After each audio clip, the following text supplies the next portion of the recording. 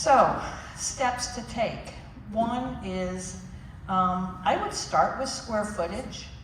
If it were me, if I were going through, you're going to see I've got some charts, because you don't want to compare your house that is 1,500 square feet above grade. So what's above grade?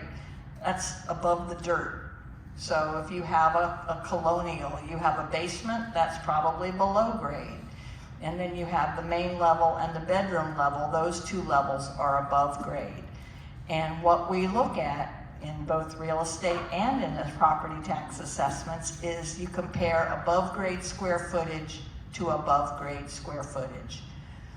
So that's one of the things you're going to look at in the records when you're looking at your own comparables and deciding what's going to make a difference, is look at that above grade square footage.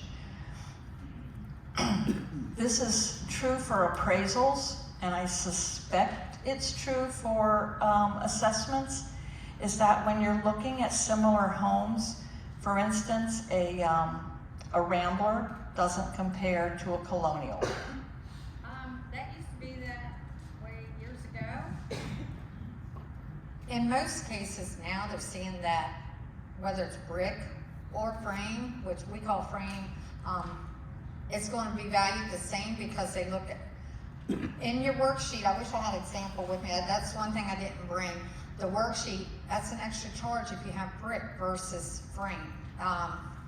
Because you have your main home, then you have what type of home, whether it's brick or frame, and so it's not distinguished between the difference. Now there has been a few areas where they are selling different, so their values are addressed differently, but in some areas they're selling the same whether it's brick or frame. So we've had to adjust the way we value those this year in that instance. Yes, ma'am. Frame siding? Yes, ma'am. Frame to us is siding. Some real estate, I think they call it siding, or like our brick is the same as stone. Some counties, they do stone versus brick. We call, if there's brick or stone out front, then it's brick. We do brick trim if there's brick in front only, and that's called brick trim. So there's different ways that we add value to the property on there. Yes, what sir? if it's cinder block? Cinder block is a lower cost to use, so we do adjust the value for cinder block. Same thing with stucco. Cinder block would be adjusted downward? Yes, it's adjusted downward, because it's not as costly as brick to do. So I haven't come across a whole lot of cinder block buildings out there. Most of the time it's like extra structures to the property, but I have seen in some areas where there's a lot of stucco, so we have to adjust for the stucco versus the siding and the brick. So we do make adjustments on some areas. Stucco is also like cinder block? It's similar to it, but it's like cement all the way on the side of the house. Yeah. Yes, sir. Before we leave square footage, you talked about above grade. How about if you have a walkout basement? In our county, we're fortunate. We don't charge for the walkout piece. Some counties I have seen that they charge, and I forget what they call it, but they charge for the walkout piece. I will let y'all know that they are trying to merge multiple counties together for assessment purposes, so that way the whole state of Maryland is assessing the same way, because there are some discrepancies on the way we assess within Prince George's County versus I live in Calvert County. So that's, some of the things are assessed differently in Calvert versus Prince George's County. So they're trying to get it where all counties are assessed the same way. Yeah. Yes, ma'am. Sir, I'm sorry. In terms of your assessments, do you base it upon interest rates? Because I came from a time where we had a very high interest rate. No, sir. No, sir. Ours is based off of sales. So whatever that sales is, we look at the sales out there, and like Susan was saying, for comparable sales, It is mass appraisal. For example, Cheverly, this was my area when I was an assessor. Dan Puma taught me how to assess Cheverly. He says it's like a town of itself. You can't compare it to other towns. So generally, that's what I tell people. I said you have to look at the style of the home, the square footage. If you're dealing with, and this is what I tell the assessor that has Cheverly now. I said, if you're given a 12,000 square foot home, a 5% reduction based on the market, I want to see that 5% on every house that's 12,000 square feet based off of it. I look at a lot of them. I have to approve a lot of the values that go out there. Myself and Shannon Porter, the supervisor, before those notices go out, we have to look at it. And if we don't approve the numbers going out, we have to look at the sales and stuff and say, hey, this is what it should be. So that puts a big thing on us, and I'm a very stickler person on trying to make sure the numbers are right for people. Yes, sir. Is there ever a time that making a request for reassessment results in an increased assessment as opposed to a decreased assessment? The only time we increase in between the 3-year cycle is if, With an appeal. with an appeal, that's what I was getting to, is if the property owner requests us to increase that value, we have to have it in writing stating that with this increase they're requesting, that they're aware it may increase their property taxes. We can't, if you come in for an appeal and we find out their basement is completely finished, you have an extra kitchen down there and everything that we would assess, we cannot add that to the records and increase your value unless you request us to with a statement until that next reassessment, and then we would add it at the next reassessment. So that would be one of the reasons that there could be an increase in your property value, because you disclosed information to us, but we had to wait the 3 years to add it. That's the only times that we can do that. And it has to be not based off of the market. We could have went in because we didn't have sales in the beginning part of the year when we were valuing your properties. And then at the end of the year, a lot of sales, and you say, hey, I want my value to go up because I'm trying to refinance. If there is not something structurally off on your property that we are missing, we cannot, even if the market dictates that we could, we cannot do that. We have to be able to change the structure, maybe square footage, or finish the basement and stuff in order to warrant us to increase it. Because if we increase yours because of the market, we would have to go in and increase everybody's. So we don't do that.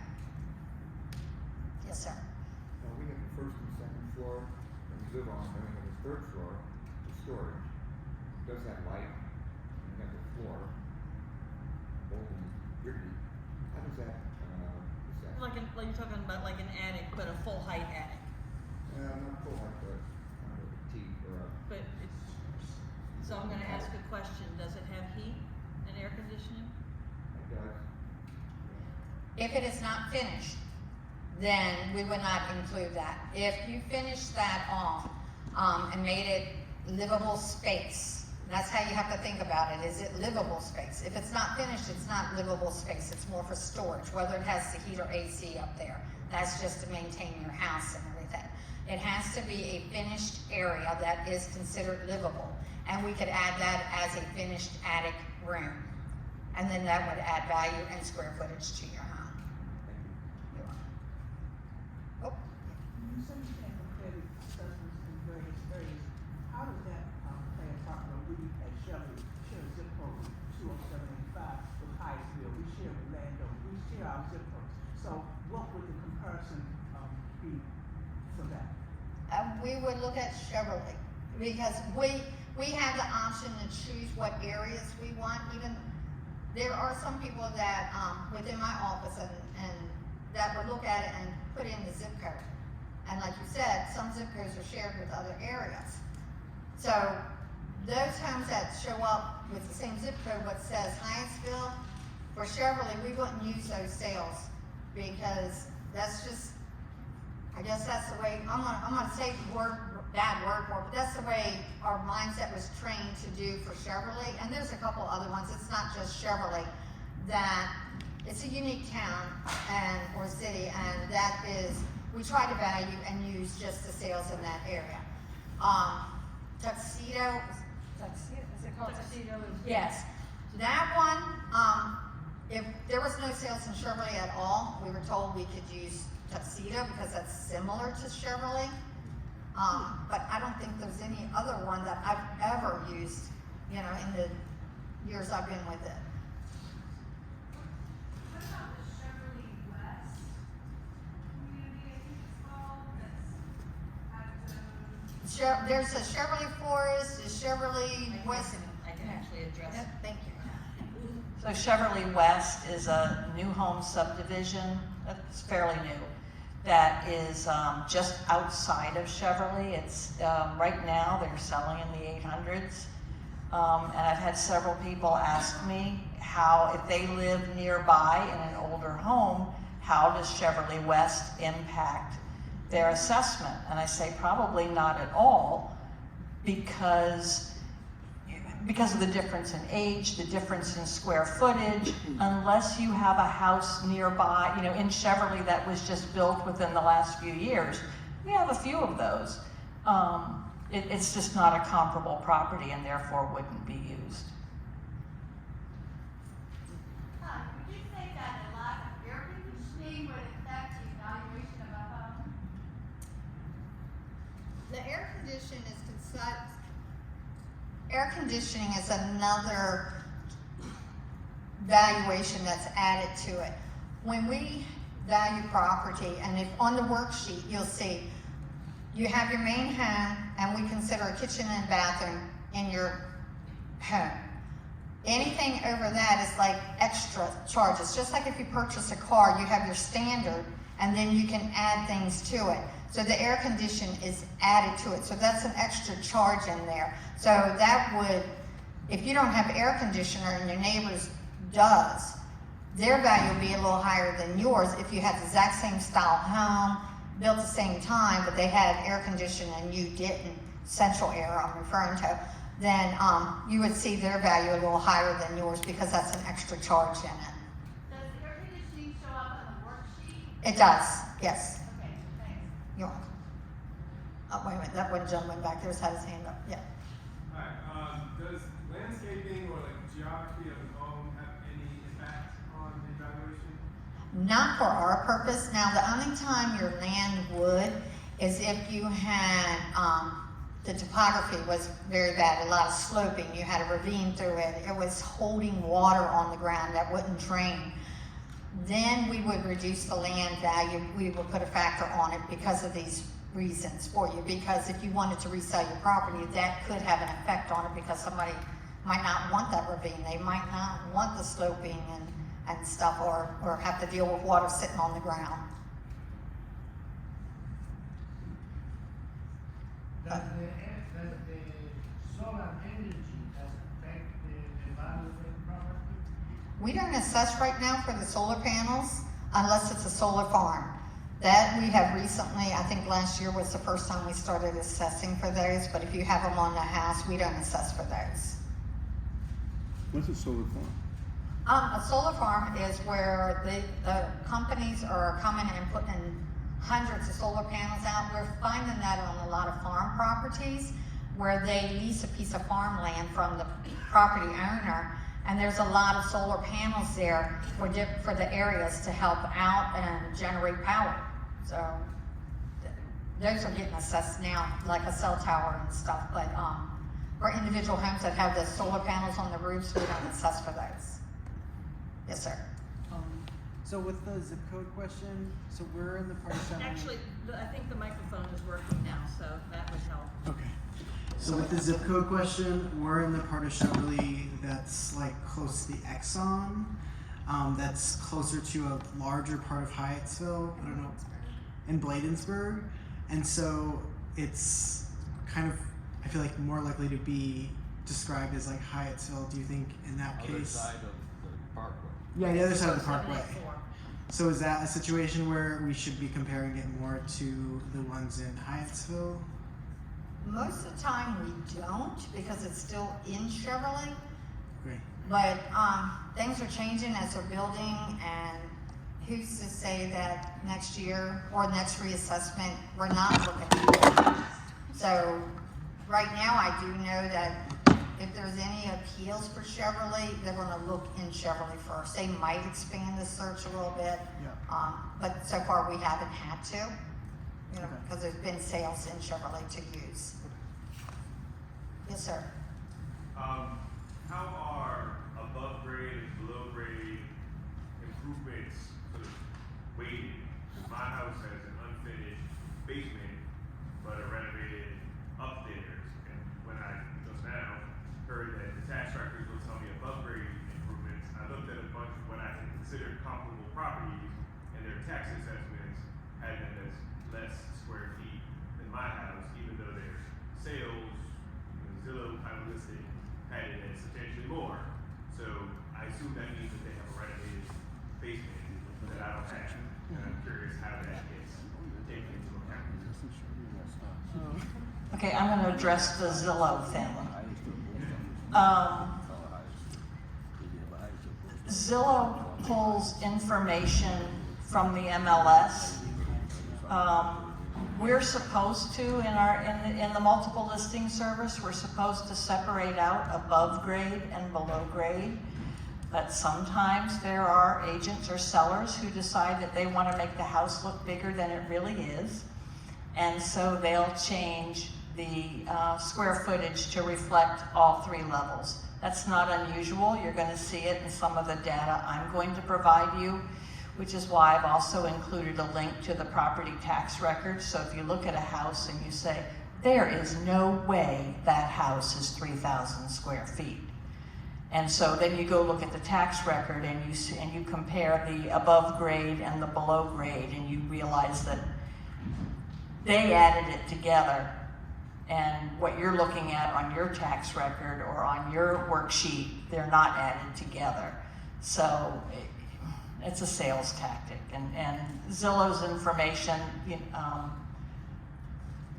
okay, so I'll say my little Zillow piece. Zillow's goal is not to give you information. Zillow's goal is to get you to go to their website and to sign up so that they can then sell your name to real estate agents like me. So that's really what Zillow's model is, and it is with most of the real estate, with those sites where they're ostensibly giving you information. That doesn't mean that some of the information isn't valuable, but I'm going to give you a link to more specific data that should give you better information. Do we have? Did you want to add something? Well, I just wanted to.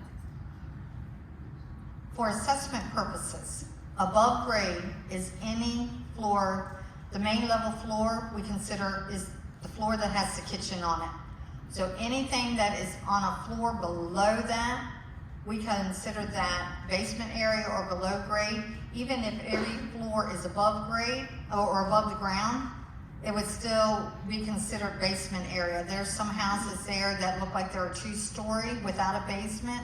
We might have it as a 1-story with basement based off of the location of the kitchen. The kitchen floor, the level that the kitchen is on is considered the main floor, and anything above it is above grade. That floor and above is above grade. Anything below that is considered the basement area within the SDAT assessment purposes. I'm just trying to say, if I have a 1,500 square foot house above grade, no finished basement, and I find another house that's 1,000 square feet above grade and 1,000 square feet below grade, is that a bigger house than mine, or is it a smaller house than mine? Because their above grade is smaller than mine, but their total square footage is bigger than mine. It's considered smaller than yours by 500 square feet because it's comparing the above grade area. Even if their basement. Because they get extra charges for their finished basement. So on a worksheet, it would have the 1,000 square foot, and then it would say, and that includes 1 kitchen, 1 bathroom. Then as on the worksheet, as you go down it, then it would have bathrooms above standard, which means anything over that 1 bathroom. It would have finished basement rooms. It would have, if there's extra kitchens, it has air condition, anything extra in there. We don't count laundry rooms or storage. Those we don't count for, those are not valued for assessment purposes. Because most of the time the storage room is not finished. You can have a finished laundry room. Some laundry rooms aren't finished, but we don't count those because we think every house is going to have a laundry room, or, you know, so that's considered in the main part of the house. So with yours not having a finished basement, your assessment's probably going to come out lower, or if not very close to the neighbor that had 1,000 with the finish, because he has these extra charges on his. Okay, so that's what I was trying to figure Yeah. out. So the average is out in that way. Yeah. There's a premium for above ground, but the basement's still Yes. some fraction of that. Yes, sir. There's somebody else over there. What constitutes as a bedroom? Does it have to have a closet? Or a specific size window? Are you referring to in the basement area? Well, all bedrooms have to have a closet and a window, don't they? Egress in the basement? Egress. Egress, thank you. Egress in the basement to be considered a basement room. For assessment purposes, we count the family room or rec room, the largest room, a basement room, and all other rooms, no matter what their utility, we were calling them a basement bedroom because the value is lower and they're generally smaller, whether it was used for a bedroom or not. We have come to find that a lot of people, you know, are disputing that and appealing just for that reason. So now we're counting them all as a finished room for no matter what the utility is. So that is starting this year. I'm sorry, not this year, not for your reassessment. For the cycle ones that are coming up for reassessment in 25. Those are where we started that change. So instead of having one basement room and 2 basement bedrooms, it's going to say 3 basement rooms. And because that's our feedback we're getting from the public. They don't want us to call it a basement bedroom when it's not a basement bedroom. So it's to help, you know, which would adjust the values again, you know, so we would have to relook at it for reassessment purposes. And so it all gets added in for the valuation purposes.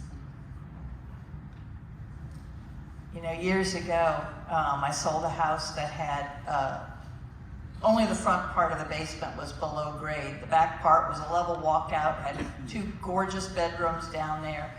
And the appraiser, this was not an assessment problem, this was an appraisal problem, came in and he said, you know, I can't call these rooms bedrooms. And I said, what value do you give them? And he said, well, the same value as a bedroom, I just can't call them a bedroom.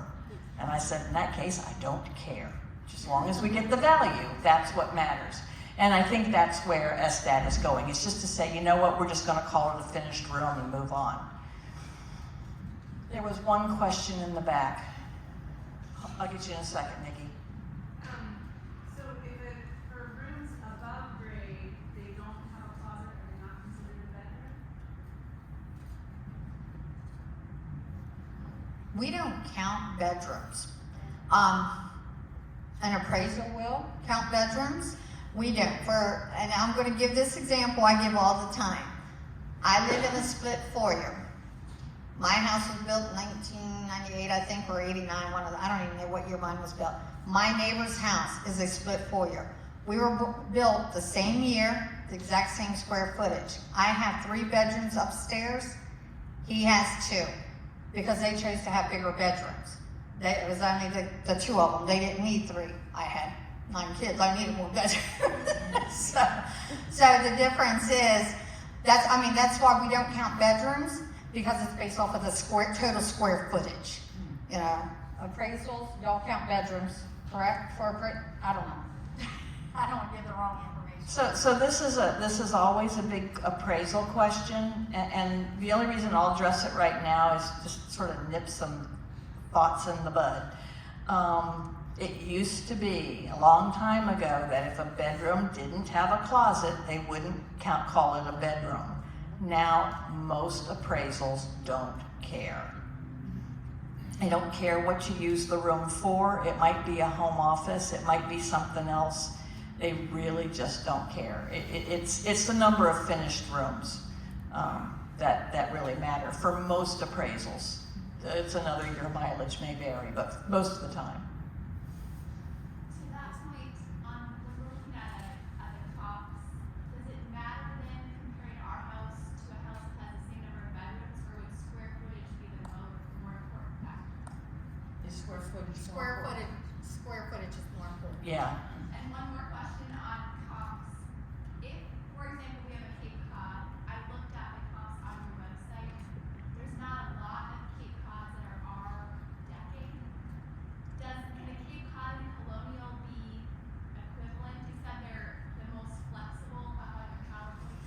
I would use a Cape Cod with a one-story Rambler. I wouldn't, a two-story, Colonial is 2 stories. So yeah, and so I think what I put on my website is probably more true for appraisals, and I'm going to go back and adjust that based on what she's saying. A Colonial is considered a 2-story, a Rambler is a 1-story, a Cape Cod is a 1.5-story. What I put on my website is that for appraisal purposes, they consider Cape Cods the most flexible because, like a Rambler, they usually have bedrooms on the main level, and like a Colonial, they have an upstairs with bedrooms. And so they tend to kind of go both ways, but I think I'm going to go back and correct that. Nikki, I'm sorry, I just jumped right past you.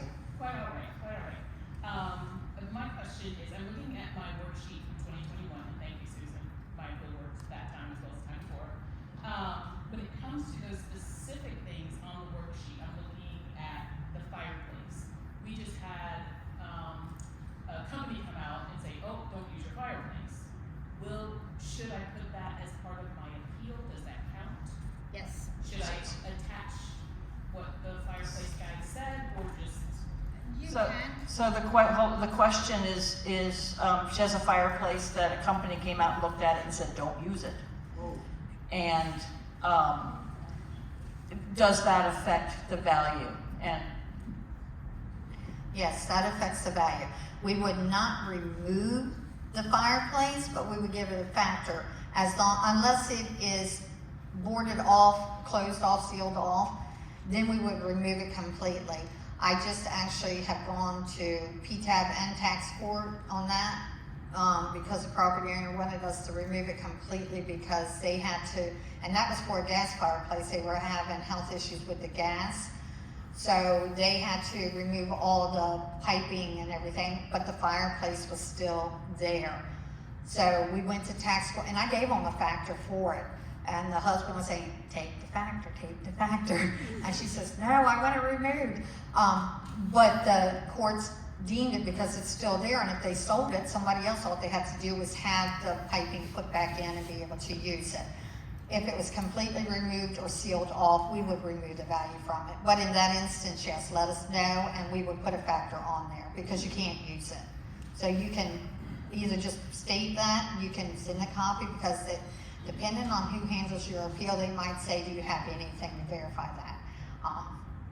But we had a meeting today, or a training, because there's so many new assessors that it said, take the word of the property owner. Unless it's something extreme, why is the property owner going to come in and say, my fireplace isn't going to work because they told me I can't use it?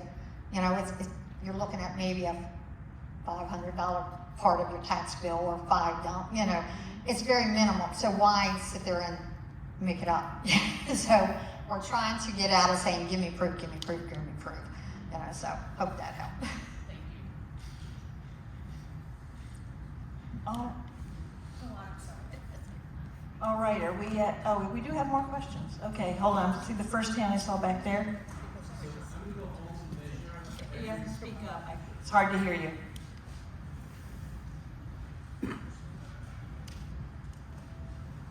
Hello. So I'm gonna go home and measure every room in my house to make sure the square footage matches. Is there a Measure from the outside. That's really important. She just said we measure from the outside, And we don't deduct for stairways. and they don't deduct for stairways. where are the deductions written so I can know what to come and say, hey, this doesn't count towards my square footage? For square footage, if you had your work, ma'am, can I see your worksheet you have? I'm sorry, I didn't bring one. Sir, I want to show you based off of her worksheet, because does it have a sketch? Most of our worksheets has an outline sketch to it.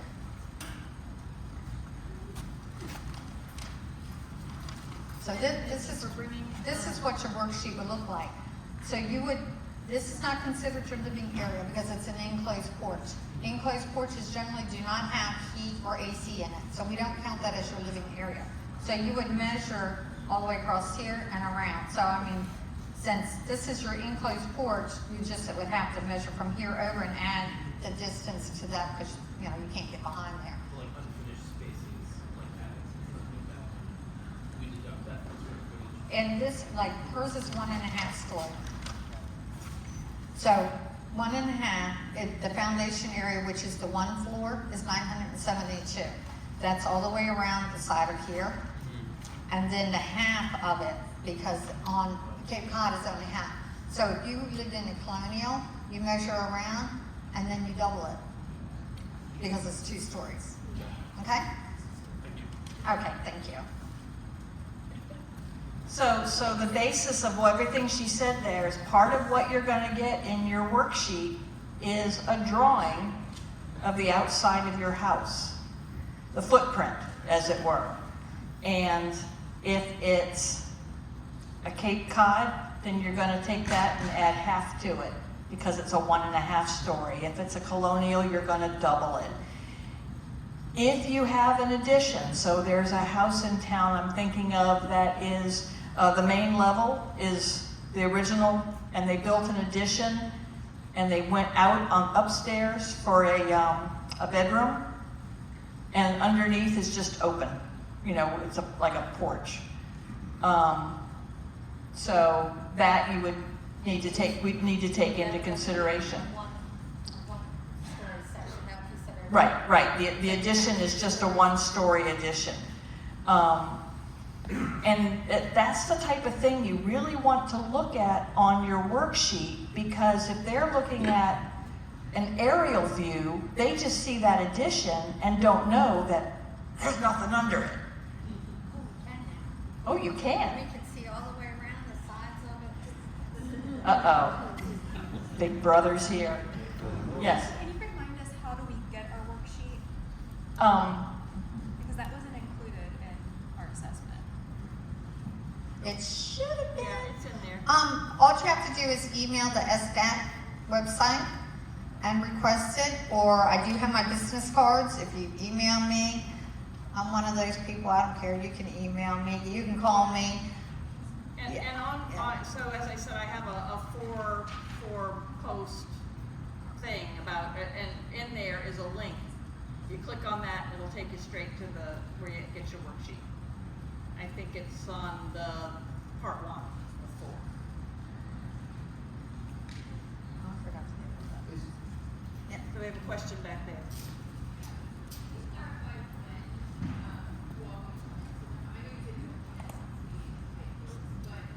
We can't hear you. She was saying, when will we come into the property? Right. Well, you have better ears than I do. So I just heard a little bit of what sounded like to me conflicting information about take the property owner's word regarding like the fireplace thing, but then maybe have to go in and see for more substantial things. So could you just elaborate on that a little more? If you had water issues in your property, and you're saying that there's a lot of mold and water damage coming down from your ceiling, coming up through the basement, and you want us to come in and look at it so we can have a better understanding, because maybe the pictures aren't really showing a good view of what it is, then we would come into the property. Other than that, we knock the door. If nobody's home, we leave a business card. Most of the time, we don't have a number to contact the property owner if we're going out in that area for something, but we always leave, or should always leave a card on the door. But we don't come into even if we show up that day, we don't just come in. If you say, well, come on in and look at this now, we would schedule an appointment to come back, because we want for your protection and ours, for somebody else to know that, hey, we're going inside this property. And it's to protect the property owner and us. Thank you. Okay, I had a question over here. Is the worksheet printable online or is it received by mail? The worksheet you cannot print online, it's not available out You there. can only get the worksheet By mail. by mail. Or email, we can email it to you also. Okay, so they can email it to you as well. That's good to If know. we have an email address, we can email it. And I do a lot of that on weekends too. So that actually, before I go to the next question, that brings me to a question that was asked several times, which is, why can't we get the actual assessment notice online? I have a friend who, he's a snowbird. You know, he goes to warmer climes this time of year, and he was worried he wouldn't get his actual assessment forwarded to him in time. And he said, if I could just go online and print it, that would be great. Okay.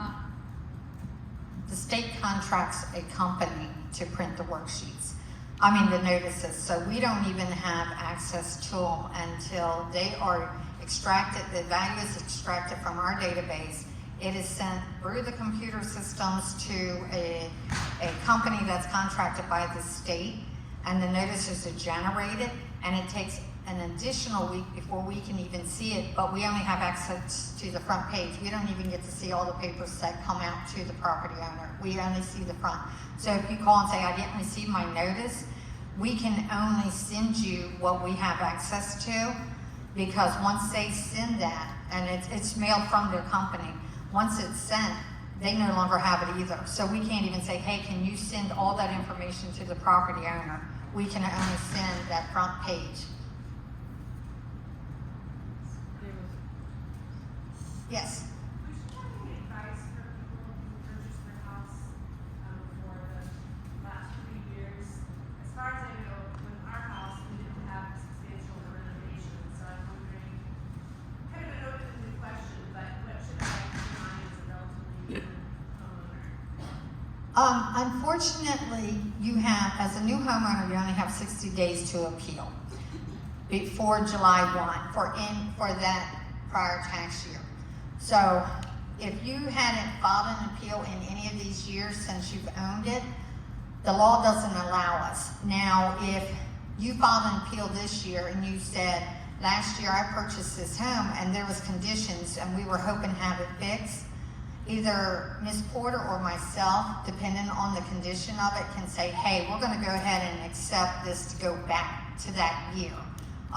Based off of the conditions, or if there was health reasons that you couldn't file that appeal, we can go ahead and grant that appeal for the 1 year that you missed filing an appeal. But that has to be something, we have to look at the reasoning as to why. Okay. Yes. You talk about putting pictures of your here. If you have conditions of your property, That's what I mean. you can take pictures of it and send it to us, and then we wouldn't have to come out to the property. If you can tell, if you say, there's a lot of stuff, I'm sending you these pictures, 9 times out of 10, we take your pictures. Years ago, we used to say, well, we don't know when your pictures were taken, because you can take, if you're like me, my calendars had, my camera pictures had wrong years on it. But we don't do that, and if you're gonna send that stuff to us, we try to accept what you send and not question it. So if you can send pictures, that's the better, so we can see and do a proper adjustment for you. Okay, yep, there we go. Should I consider my attached garage part of my basement, even if it has a room, a finished room above it? The finished room above it would be considered living area, but not the garage itself. The garage is not living area, whether it's attached to the house or not. But the garage is part of your assessed value. Yes, it is part of your assessed value. It's just not considered in the living area. Okay, are we good to move on? Okay.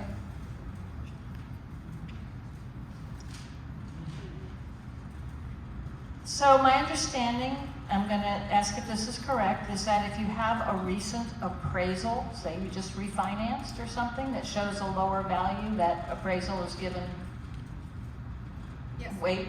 Yeah. Yeah, we would look at the appraisal. We even, if the appraisal was done 2 years ago, we still look at it because for reassessment, we start, sorry, and I'm not usually a loud talker. We start looking at the 3 years in between last reassessment to the current reassessment. So in this instance, you were reassessed in 21 or 20? 21. 21. So we would look at sales in 22, 23, no, 21, 22, 23, because 20 was your reassessment year. And then as the time goes on, then what holds weight is the sales in 23. The rest of them, it's like they no longer exist. The 23 sales are the main sales because that's what's current. Because we always have to look at the sales the year prior. Even for appeals, we would look at the sales in 23 only for your appeal. We wouldn't look at the 22, 21 sales because the 23 is the more current and more what the market is doing now.